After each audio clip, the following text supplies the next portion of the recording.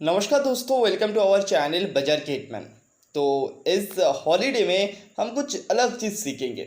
दोस्तों, बहुत सारे दोस्त मुझे यही चीज़ पूछ रहा था, ऐसे स्विंग ट्रेडिंग जो स्टॉक में आपको लिए आइडेंटिफाई करके देता हूँ, कैसे देता हूँ और जिसमें आपको लगभग 5 से 10% की प्रॉफिट बन जाता है। देखिए, आपको भी सिलेक्शन करना आना चाहिए और क्या चीज़ देख के आप सिलेक्शन कर सके, किसी के ऊपर डिपेंड नहीं होना पड़ेगा। आपको खुद कुछ बेसिक चीज़ को समझना पड़ेगा, जिसके जरिए आप परफेक्ट स्विंग ट्रेडर बनेंगे। चलिए, आज के वीडियो में हम जानेंगे कैसे करना है स्विंग ट्रेड, कैसे करना है स्टॉक को आइडेंटिफाई, सारा सब कुछ इस वीडियो के थ्रू। वीडियो के साथ बने रहिए, दोस्त के साथ शेयर करना बिल्कुल मत भूलिएगा एंड चैनल पे पहली बार आए तो सब्सक्राइब करिए, बेल आइकन को प्रेस करिए रेगुलर अपडेट के लिए। देखिए, स्पेशली स्विंग ट्रेड होता क्या है।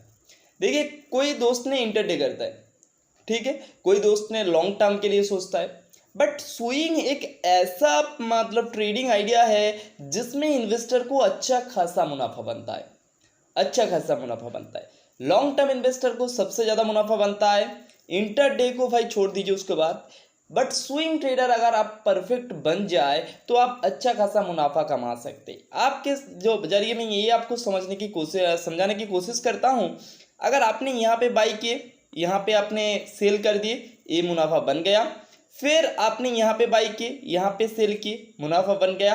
फिर यहाँ पे बाई किए और यहाँ पे सेल किए, यहाँ पे मुनाफा बन गया। बट लॉन्ग टर्म वो यहाँ पे पकड़ के रखा और यहाँ पे सेल किया तो लगभग उसका भी तो प्रॉफिट बना और आपका भी प्रॉफिट बना।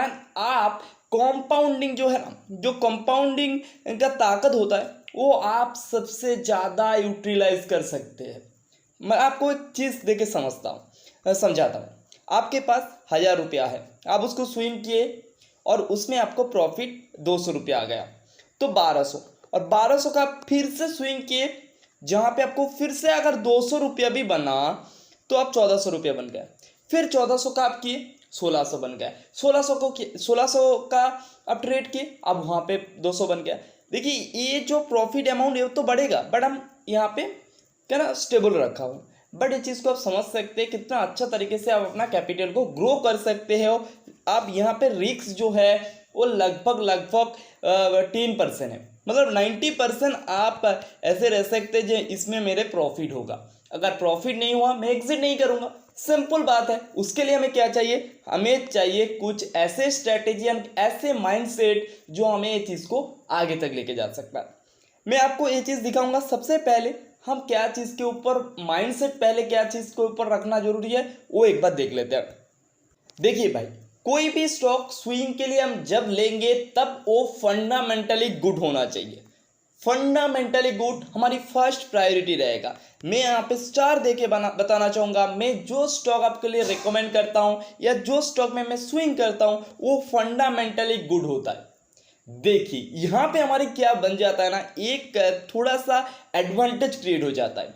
अगर हमारी एनालिसिस, टेक्निकल एनालिसिस अगर गलत हो गया, टेक्निकल एनालिसिस अगर गलत हो गया, यहाँ से स्टॉक अगर क्रैक कर गया, बट आपके बैक में अगर फंडामेंटल रहेगा तो आपको डेफिनेटली प्रॉफिट होने वाला है। क्योंकि फंडामेंटल को थोड़ा सा दिन के लिए गिरा सकता है, वो तो ऑलमोस्ट कभी ना कभी तो फिर से ऊपर जाएगा तो हम प्रॉफिट कमा सकते हैं। रिस्क को घटा लिए, ये चीज़ को समझ लीजिएगा। पहले आपको गुड फंडामेंटल को ही ढूंढना होगा, कोई अदर स्टॉक को नहीं ढूंढना है। फर्स्ट प्रायोरिटी स्विंग के लिए गुड फंडामेंटल को ढूंढिएगा। उसके बाद आगे बताता हूँ आपको। आपको बेसिक कुछ टेक्निकल चीज़ को रखना है भाई, उतना कुछ आपको नहीं करना है, उतना कुछ क्या ना, बहुत सारे लोगों का कोर्स बिल्कुल नहीं करना है। सिंपल कुछ चीज़ आपको नोटिस करना है, जस्ट सिंपल। मोबाइल पे भी कर सकते हैं, उसके लिए कोई लैपटॉप लेने की ज़रूरत नहीं है। आपको इस्तेमाल करना है कुछ ऐसे बेसिक चीज़ जो आप समझ सकते हैं। फंडामेंटल देख लिए, बहुत सारे ऐसे ऐप्स हैं जहाँ पे आप फंडामेंटल एनालिसिस कर सकते हो, ठीक है। तो आप एंजल ब्रोकिंग के साथ भी कर सकते हो। अगर आप अकाउंट ओपन कराना चाहते हो तो लिंक इन डिस्क्रिप्शन, जहां से आप फंडामेंटल एनालिसिस बहुत सारा कुछ कर सकते हैं। एंड वहां पे और एक बेनिफिट है जहां पे सीधा हमारी पेड मेंबरशिप आप ले सकते हो, सिर्फ फ्री में आप लाइफ टाइम एक्सेस कर सकते हो, जहां पे हम स्विंग ट्रेडिंग का रिकमेंडेशन भी देते हैं।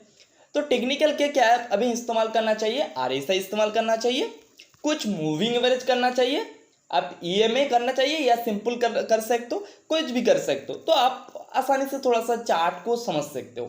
कैंडल यूज करना है, आई होप आपको पता होगा कैंडल स्टिक। तो आप ये चीज़ को समझ लीजिएगा, आरएसआई कहाँ पे है, मूविंग एवरेज कहाँ पे बन रहा है, और स्टॉक की कुछ 1 मंथ की डाटा, जो डाटा आपको कहाँ में मिल जाएगा एनएसई की वेबसाइट पे मिल जाएगा। मैं आपको दिखाता हूँ। ये मैं एनएसई की वेबसाइट में आपको डाटा दिखा रहा हूँ, जहाँ पे आईसीआईसीआई बैंक की 1 मंथ की डाटा दिखा रहा हूँ। आप कैसे देखेंगे मैं आपको बता देता हूँ। जाएंगे, कोई भी स्टॉक का नाम लिखेंगे और वहाँ पे आ जाएगा, जहाँ पे हिस्टोरिकल डाटा है ना, वहाँ पे आएंगे और यहाँ पे आपको क्या करेंगे, 1 मंथ करेंगे, गेट डाटा पे क्लिक करेंगे और आप मिल जाएगा आपको ये डाटा।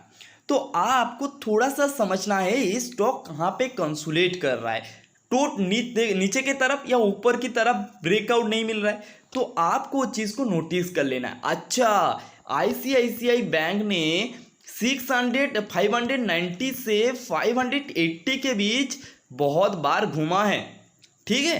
तो ये नीचे की तरफ भी ब्रेकआउट नहीं कर रहा है, ऊपर की तरफ भी ब्रेकआउट नहीं कर रहा है। और बैक माइंड पे क्या है, ICICI bank is a good fundamentally bank. Okay, तो हम यहाँ पे देख लिए। अच्छा, अभी ब्रेकआउट मिल गया है, 590 को ब्रेक करके ऊपर जा रहा है, तो यहाँ पे स्विंग बन जाएगा। और टेक्निकल के साथ कुछ फोकस रखने की ज़रूरत है। जो आरएसआई आपको बताया हूँ कहाँ पे ट्रेड कर रहा है, आरएसआई अगर स्ट्रेंथनेस मिल गया है, 50 के ऊपर आ गया है, आंख बंद करके वहाँ पे थोड़ा पैसा डाल दो और थोड़ा इंतज़ार कर लो, प्रॉफिट अपने आप आ जाएगा। सिंपल स्ट्रैटेजी है।